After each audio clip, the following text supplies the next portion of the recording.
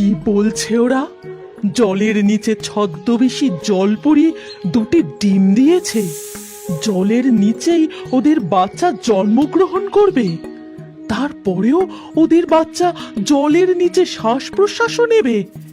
এরা যদি এত মায়াবী শক্তির অধিকারী হয়, তাহলে এদের ডিম দুটিও মায়াবী হবে। এই কথা ভেবেই যক্ষিণী নাগিন জলপরীর ডিম চুরি করার সিদ্ধান্ত নিল। সে নদীর কাছে গিয়ে নদীর জলে ডুব দিয়ে জলপরীর ডিম খুঁজতে লাগলো। তারপর তার চোখে পড়ে একটি পাথরের আড়ালে দুটি উজ্জ্বল ডিম। এই তো, এই দুটি ডিম নিশ্চয়ই ওই মায়াবী জলপরীর। এত উজ্জ্বল আর এত সুন্দর ডিম অন্য কোনো জলজ জীবের হতে পারে না। বেশি দেরি না করে নাগিন জলপরীর একটি ডিম তুলে নিয়ে জলের উপরের দিকে উঠে যায়। তারপর নদীর জল থেকে পাড়ে উঠতেই তার চোখে পড়ে তারা দুজন এই দিকেই আসছে। তা দেখে যক্ষিণী নাগিন একটি গাছের আড়ালে লুকিয়ে পড়ে।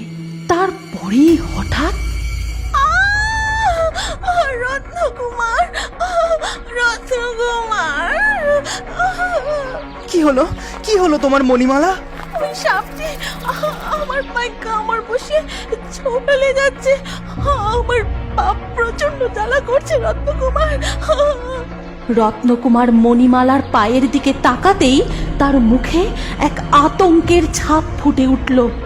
সে দেখে একটি বিষধর সাপ মণিমালাকে দংশন করে একটি ঝোপের মধ্যে ঢুকে গেল।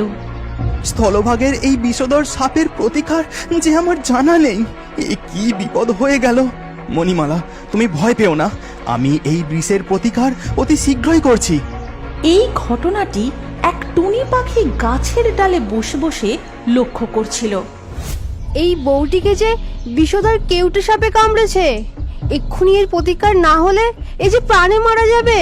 আমি যাই, ভেষজ পাতা মুখে করে নিয়ে এসে ওদের দিই। এই কথা বলে টুনি পাখি উড়ে গিয়ে এক নাম না জানা গাছের পাতা মুখে করে নিয়ে এসে মণিমালার পায়ের কাছে ফেলে দেয়। তারপর বলে, কই গো, এই ভেষজ পাতা তোমার বইয়ের পায়ের ক্ষতস্থানে লাগিয়ে দাও, তাতে তোমার বইয়ের পা থেকে সাপের বিষ নেমে যাবে। রত্নকুমার এক মুহূর্ত বিলম্ব না করে ভেষজ পাতাটি হাতে তুলে নিয়ে মণিমালার পায়ে লাগিয়ে দেয়। তারপর মণিমালার পা থেকে নিমেষেই বিষধর সাপের বিষ নেমে যায়। ধন্যবাদ টুনি পাখি, তুমি আমার এই উপকার না করলে আমি হয়তো প্রাণেই বাঁচতাম না। তোমার এই উপকারের ঋণ আমি অবশ্যই শোধ করব। এখন আমরা আসি বন্ধু। এই কথা বলে মণিমালা ও রত্নকুমার নদীর দিকে এগিয়ে যায়। তারপর নদীর জলে নেমে জাদুর মুক্তের সাহায্যে তাদের আসল রূপে ফিরে এসে জলে ডুব দিয়ে তাদের ডিমের কাছে ফিরে যায়। এই গল্পের পরবর্তী পর্ব যদি তুমি দেখতে চাও, তাহলে কমেন্টে নেক্সট পার্ট অবশ্যই লিখো। আর আমাদের রিও বার্ডস ফেসবুক পেজটি এক্ষুনি ফলো করে নাও। এই গল্পটি ভালো লাগলে লাইক করে শেয়ার করে দাও।